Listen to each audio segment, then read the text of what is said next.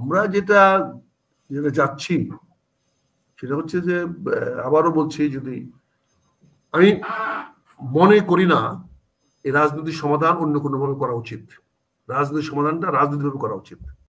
যে যত রাস্তা চাঁদাবাজি বন্ধ তারা করবে, রাজনীতি দলেরা করবে, পুলিশ না। এরকম একটা গোল টেবিল করে যদি অঙ্গীকার দেয়, তাহলে বলেন যে উনি ঘোষণা দেয় আমি 2 বছর থাকবো, আরো 3 বছর থাকবো। রাজনীতি এখন ছাড়েন। এই এই গ্রামীণ ব্যাংক ট্যাঙ্ক দিয়ে এগুলো দিয়ে হবে না। ফুটবল খেলার মাঠে প্লেয়ার দিয়ে হবে না। অলিম্পিক চালানো এক জিনিস আর রাজনীতি চালানো এক জিনিস। রাজনীতিবিদ যা নিয়ন্ত্রণ করতে পারবে। বলেন খুন খুন হচ্ছে না গ্রামে গঞ্জে, দেখেন না ডাকাতি কতগুলো হচ্ছে। এগুলো কি হচ্ছে? মোহাম্মদপুরে কি হচ্ছে? পল্লবীতে কি হচ্ছে? বলেন বিভিন্ন জায়গাতে কি হচ্ছে? ওই দোকানপাট ব্যবসা প্রতিদিন যেভাবে প্রকাশ্যে চাঁদাবাজি হচ্ছে। আপনি 1 ঘন্টায় গিয়ে যে কোনো একটা বাজারে বসেন, কয়টা গ্রুপ আসে চাঁদানিতে দেখেন, কয়টা গ্রুপ আইসা চাঁদানে স্লিপ ঘুরে দেখেন আপনি। এক একটা পার্টির একটা অনুষ্ঠান হচ্ছে আর অনুষ্ঠান টাকা দিতে হচ্ছে। এক একটা পার্টির অনুষ্ঠান হচ্ছে, আজকে বিএনপির, কালকে জামাতের, পরশু এবি পার্টির। কোনো একটা পার্টি নাই যে এই পার্টির চাঁদাবাজি হচ্ছে না। দোকানদাররা ফেড আপ।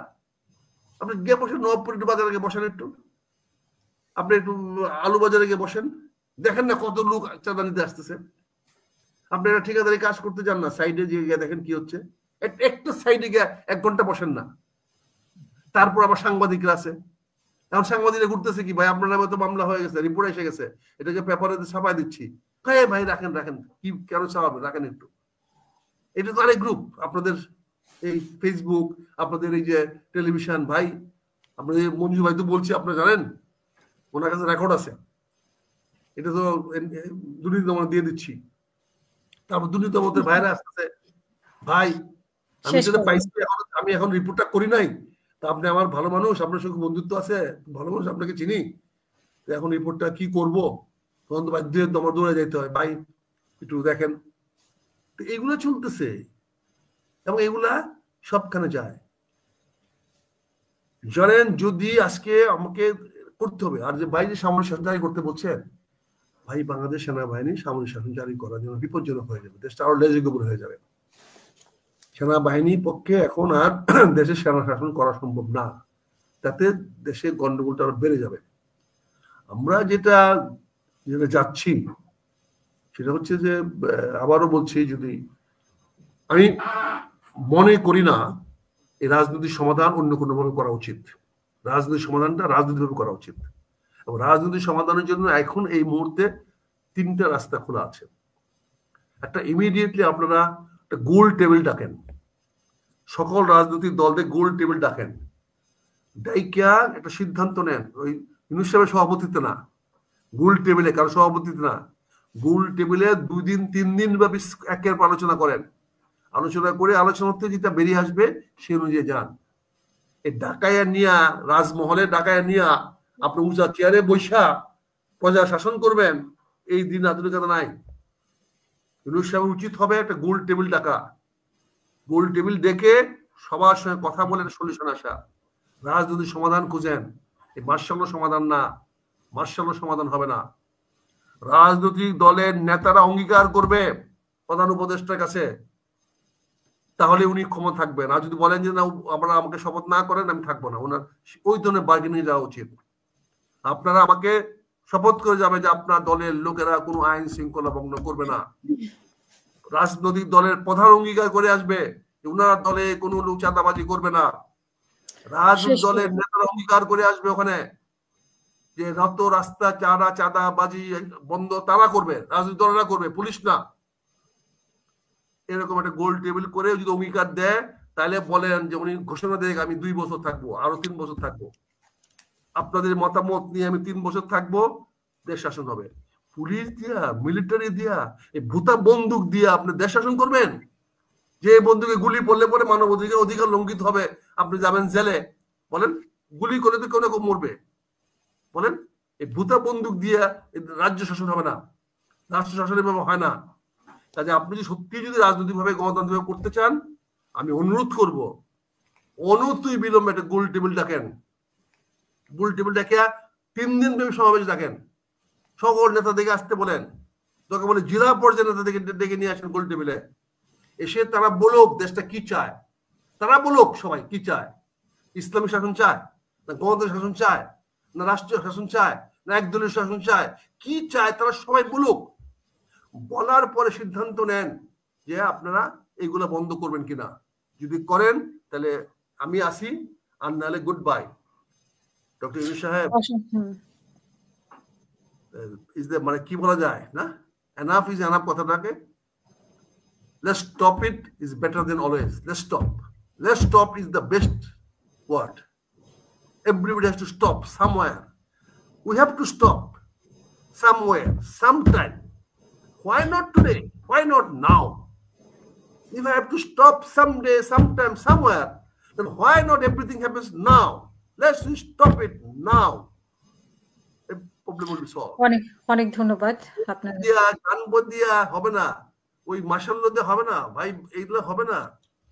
আমি সবগুলো নির্ভর করে রাজনৈতিক দলগুলোর উপরে। রাজনৈতিক দলগুলো যতক্ষণ পর্যন্ত তারাই যদি ভালো ফেয়ার ইলেকশন চায় তাহলে হবে। শেখ হাসিনা যদি ফেয়ার ইলেকশন চাইতো হইতো, খালেদা জিয়া ফেয়ার ইলেকশন চাইলে হইতো, অভিজ্ঞতা আমাদের তো আছে। কাজে ফেয়ার ইলেকশন রাজনীতিবিদদের চাইতে হবে। ইলেকশন করবে রাজনীতিবিদরা, ডিসিএসপি না। ডিসিএসপি ভোট গণবে, গণিয়ে দিবে, তারা গণে সহায়তা করবে, তারা ইলেকশন করে না। নির্বাচন কমিশনার ইলেকশন করে না, তারা ভোট গণে। ভোট গণে সে নির্বাচন কমিশন ভোটও করে না, সে হইলো স্ট্যাম্প মারিয়ে দেয়, অথরিটি। কাজে আমি এটা বলতেছি, কাজে রাজনৈতিক সমাধান ছাড়া কোনো সমাধান টেকসই হবে না। যতক্ষণ পর্যন্ত রাজনৈতিক ভাবে সকল রাজনৈতিক দল মিলে একটি জায়গায় না আসবেন, ততক্ষণ পর্যন্ত আইন শৃঙ্খলা বলেন, নিয়ম নীতি বলেন, কোনো কিছু চলবে না। মেজর সাহেব বলেন, কলেজ সাহেব বলেন, ওই ডিউটিতে ফালাইলে পরে আমরা দেখি ইয়াং অফিসার সব বিক্রি করে ফেলায়, বুঝছেন না? তিনটা রাজনৈতিক দলের ইলেকশনের প্রক্রিয়া আমরা দেখছি। এর সাথে 1988 এর ইলেকশন আমি বলছি রাজনৈতিক সমাধান, এরা তো রাজনীতি করে নাই। আপনি কি দুইটি মঞ্জুর ভাই আপনার সমাধান মঞ্জুর ভাই আমি কথা বলি, মঞ্জুর ভাই আমি একটা বিনয়ের সাথে কথা বলি, বিনয়ের সাথে কথা বলি। আপনি কানপুরে 10টা লোককে আপনি কথা শোনাতে পারবেন, লুকতে পারবেন না। আমি বিনয়ের সঙ্গে বলছি, আমার কোটিয়ে দিতে আমি লাখ শোনাতে পারবো, তারা আমার কথা শুনবে। আমি রাজনৈতিক ভাবে যখন তার সামনে যাবো, সে আমার কথা শুনবে। কিন্তু আপনার কথা 10 জন লোক শুনবে না, আপনি পিএইচডি হন, ডক্টর হন, যাই হন। কিন্তু আমি যতই আপনার কাছে আমি আপনার খারাপ মনে করেন না কেন, আমি আমার কোটিয়ে দিদি মানুষের সামনে গিয়ে দাঁড়াইলে তারা আমার কথা শুনবে। রাজনীতিবিদকে রাজনীতি ছাড়া পারবেন না, রাজনীতিবিদদের ছাড়তে হবে।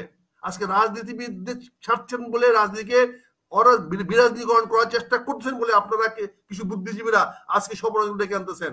আজকে শেখ হাসিনা আপনাদের সুযোগ নিয়েই এই স্বৈরাচার হয়েছে, শেখ হাসিনা বিরাজনীকরণের সুযোগটা নিয়েই এটা হয়েছে। আজকে যারা আছেন কাজেই রাজনীতি ছাড়েন, এই গ্রামীণ ব্যাংক দিয়ে এগুলা দিয়ে হবে না, ফুটবল খেলার মাঠে প্লেয়ার দিয়ে হবে না, অলিম্পিক চালানো এক জিনিস আর রাজনীতি চালানো এক জিনিস। রাজনীতিবিদ যা নিয়ন্ত্রণ করতে পারবে। এই যে বুলুর কথা বললেন, বুলুতে এমনি বক্তব্য বলে নাই, বুলুর বক্তব্য দুইটা অর্থ। একটা তারেক রহমানের কাছে পৌঁছে গেল, তারেক রহমানের কত বড় মানে, আর ওই ছাত্রদেরকে ধমকাইতে পারছে, এটা তার একটা রাজনীতিবিদের কথা অনেক অনেক অর্থবহ। রাজনীতিবিদ ছাড়েন, যারা রাজনীতি করে, যারা রাজনীতি অ্যাক্টিভ, আপনি আসেন, ওয়েলকাম।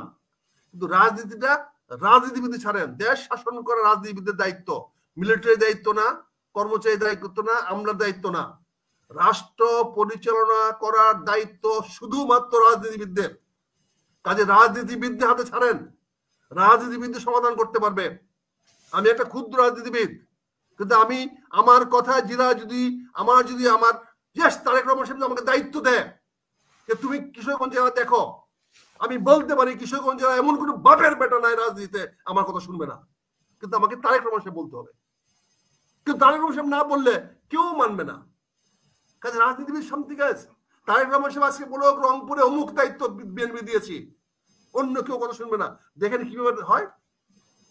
আমাকে ক্ষমতা পাইতে হবে, ক্ষমতা রাজনীতিবিদদের ক্ষমতা শেষ করবেন প্লিজ, আমরা শেষ করব। বলবে আজকে যখনই দেখবেন আমি তারেক সাহেবের সঙ্গে এক লাইনে হাঁটতেছি, দেখবেন সবাই সালাম আনতে শুরু করবে, আমাকে সবাই সালাম দেওয়া শুরু করবে। বুঝতে পারছেন না? ইট ইজ কল রাজনীতি। ওই ছবি উঠে দেখাই দিব যে তারেক সাহেবের লোক আমার ছবি আছে, ওরে বাবারে দেখবেন কোন বাপের বেটা নেই বাংলাদেশে আমার সামনে দাঁড়ানো, কোনো বাপের বেটা নেই। I will be the second man of the BNP. বাকিগুলো সব থাকবে। দরকারটা কি? তারেক রহমান সাহেবের পাশে একটা ছবি, এই ছবিটা বিক্রি করে খাবো আমি, সারা ঘরে ঘরে বিক্রি করে খাবো। আরে তারেক রহমান সাহেব লোক, দিস কল রাজনীতি। এটার নাম রাজনীতি। রাজনীতি একটা ক্ষমতার সিম্বলিক, এই ক্ষমতাটা কেউ ডিফার করতে পারে না। বুঝছে? ছিনতাইকারী আমাদের সামনে কিছু না, চোর ডাকাত বন্ধ হয়ে যাবে রাজনীতি শক্তি থাকবে, রাজনীতি শক্তিকে সব মানবে। বুঝতে পারছেন না? কাজে আমি বলবো বাংলাদেশের রাজনীতি সমাধান করেন, না হলে এই যে ডাউন ফিলে আমরা পড়তেছি এটাকে উঠাতে পারবেন না। লাস্টে যাব, শেখ হাসিনা পারে নাই, পালায় যেতে হয়েছে, কিন্তু পালায় গিয়া যে কাজটা করেছে, any time he can intervene again. Be careful. ধন্যবাদ স্যার।